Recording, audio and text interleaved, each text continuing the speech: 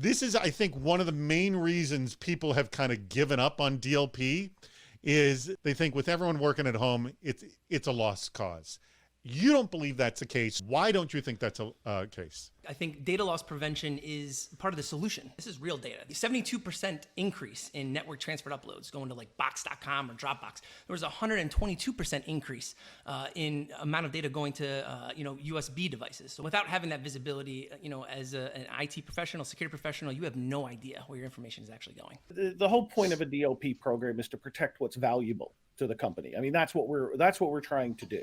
So data loss, the data loss of publicly available information is like, well, who cares? But it's the private information, confidential customer information that we worry about. This one comes from Cindy Chadwick, and she asks, hi, does anyone have advice on DLP governance? I look at DLP as a part of a data governance program. You start with data governance, right? You identify your owners of the assets, the parties responsible for ensuring that data is secure, establishing a process for where you're storing that data. And then you start creating procedures around compliance. And then you roll out a DLP type solution. If you come in prepared with all those elements ahead of time, you're going to have a successful DLP program.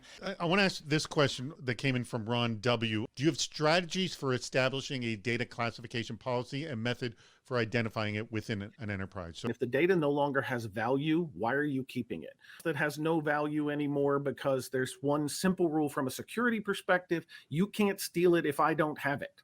You just want to make sure that you're in regulatory compliance as well, right? You can't just delete whatever you want or delete things because it could be, something that is important or relevant for, an investigation or e-discovery. Rehan asks, how can DLP prevent against someone just taking a picture of sensitive data displayed on a monitor with a cell phone? Do we have a solution for that? There are actually screens that you can buy that prevent you from taking pictures of it. And then if you can identify your sensitive data and you say only from these 5 machines or this location, can those come up within the application? And that's a configured control.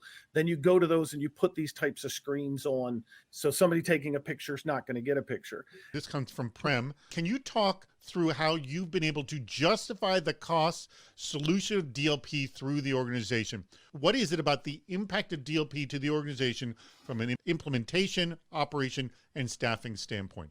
When we went to talk about this with the executive team to get buy-in, budget approval, those kinds of things, the idea is protecting the valuable data to the organization. We were saying, here is a definition of exactly what we know is valuable to the organization. So we used that and said, what is the cost associated with the loss of that data? All right. That means we're playing the Department of Yes right now with some of our absolutely worst ideas that have come in. Inform your employees that all of their outgoing email will be delayed due to a new DLP review process performed by interns. I think it's a phenomenal idea because one, you already brought up a reduction in cost because interns are going to cost less. But on the second part, it's kind of like having your first line of defense of your help desk because they're interns. They're simply going to follow the script. And if he meets the script, they're going to stop it. If it doesn't, they're going to let it go. I've worked with interns that are smarter than people that have worked 10, 15 years in this industry. They're motivated. They're ready to go. These analysts, they're all hopped up on Adderall, right out of college, right? So you still have that. They're focused. They know what they're looking for. So having a review process of outbound email by interns, I think is absolutely a great idea. Since the third definition of the acronym DLP on Google is Disneyland Paris, allow anyone dressed as a mouse to exfiltrate any data. So you're basically blocking access to everybody who's not dressed as a mouse and speaking French. The risk has gone down. You have greatly reduced the surface of where your data can be exposed. This comes from Ron W. Do attorneys need to be involved in the DLP policy and procedure development since this could be a legal matter? The lawyers need to be there to protect the company from itself in some ways, but also to make sure that you're meeting the requirements, the legal jurisdictional requirements, reporting functionality. You're not getting rid of something that's going to come back and somebody's going to say, oh, you deleted it. We don't want to be Enron. We have both Ian, who's going to be defending the Disneyland Paris suggestion, and Fred Grun. Please defend your bad idea, why you think is the worst idea. So for companies that maybe can't afford the full DLP implementation, but they have to have something in place. Well, what better way to take your interns and say, all right, you're going to be our eyes and ears on the front lines They can just think of what they'll learn. Think of all of the industry knowledge that they'll learn by reading everybody's emails and all of the minutia that they'll pick up.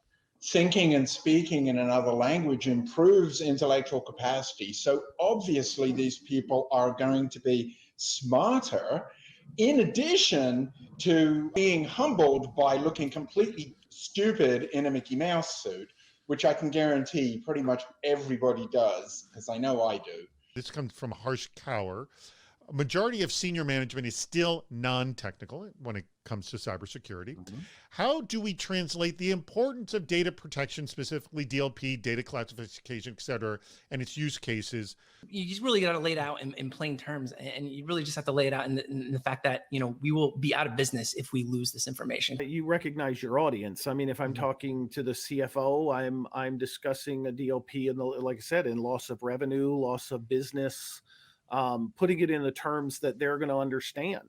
I always feel like DLP needs to be that critical component of your overall, you know, cybersecurity strategy, right? Of course, having layered security is important, but DLP is absolutely critical. Having a data-centric approach, you know, to your cybersecurity program and making sure that you layer that in policy and whatnot, it's absolutely critical.